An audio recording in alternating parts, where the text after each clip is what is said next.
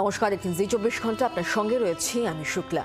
ধ্রুপদী সঙ্গীত জগতে ইন্দ্রপতন, প্রয়াত ওস্তাদ জাকির হোসেন বার্ধক্যজনিত অসুস্থতায় ভর্তি ছিলেন আমেরিকার সান ফ্রান্সিসকো হাসপাতালে। রবিবার ওই হাসপাতালেই তার জীবনাবসান হয়। মৃত্যুর খবর নিশ্চিত করেছে তার পরিবার। ৭৩ বছর বয়সে প্রয়াণ কিংবদন্তি তবলা শিল্পীর। তার প্রয়াণে শোকস্তব্ধ সঙ্গীত ও সাংস্কৃতিক জগৎ। ১৯৫১ সালে মুম্বাইয়ে জন্ম ওস্তাদ জাকির হোসেনের।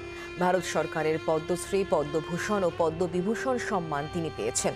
২০২৪-এ ওস্তাদ জাকির হোসেন পেয়েছেন গ্র্যামি পুরস্কারও। মাত্র ৩ বছর বয়স থেকেই তার তবলার সফর শুরু হয়। ৭ বছর বয়সে একা মঞ্চে তিনি অনুষ্ঠান করেন। দীর্ঘদিন ধরেই তিনি অসুস্থ ছিলেন, তার চিকিৎসা চলছিল।